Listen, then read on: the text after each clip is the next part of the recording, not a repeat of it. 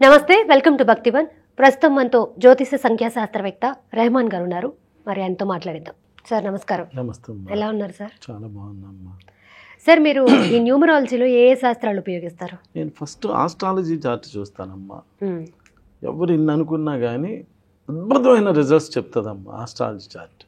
ఎవరైనా రాగానే 40 ఏళ్ళు అలా ఉన్న వచ్చాం కానీ ఏంటమ్మా ఏంటి మ్యారేజ్ గురించి వచ్చావా? వాళ్ళ అమ్మ కూతురు వస్తే ఏంటి మ్యారేజ్ గురించి వచ్చా? అవును సార్, ఎలా చెప్పారు అంటే అలా తెలిసిపోతూ ఉంటుంది ఆస్ట్రాలజీ చార్ట్. మంది కాదమ్మా ఈ సబ్జెక్ట్. మన పూర్వీకులు ఎంతో తపస్సు చేసి అమ్మవారి దగ్గర నుంచి ఆ అకాల్డ్ సైన్సెస్ అతీంద్రమైన శక్తులన్నీ తెచ్చి మనకి జనరేషన్కి ఇచ్చారు. అద్భుతమైన విషయాలను తెలియజేస్తుంది. నిన్న ఒక ఆయన 66లో పుట్టాడు.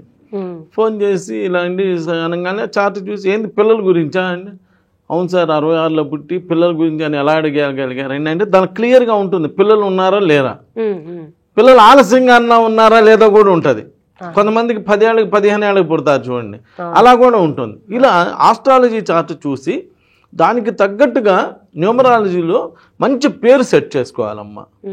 డెఫినెట్గా నేను అబ్జర్వ్ చేస్తున్నాను, పేరులో పాజిటివ్ లేకపోయినా నెగిటివ్ ఉన్నటువంటి వాళ్ళందరూ అనుభవిస్తున్నారు, చాలా ప్రాబ్లమ్స్ ఫేస్ చేస్తున్నారు.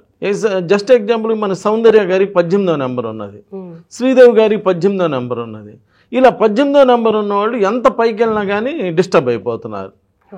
ఆ నెగిటివ్ నెంబర్స్ లేకుండా చెయ్యాలి. పాజిటివ్ నెంబర్ ఉన్నా లేకపోయినా పర్లే కానీ నెగిటివ్ నెంబర్ ఉండటం వలన చాలా ఇబ్బందులు పడుతున్నారు. ఇక్కడ నేను న్యూమరాలజీ కూడా చూస్తాను. అంటే ఓన్లీ మనుషుల పేర్లే కాదమ్మా, అలానే సంస్థల పేర్లు, ఎక్కడైనా పెట్టిన పేరుని జాగ్రత్తగా చెక్ చేసుకొని మంచి పేరు ఉండాలి. నెగిటివ్ నెంబర్ లేకుండా మంచి పేరు పెట్టుకోవాలి. అలా నేను చేయి చూస్తాను.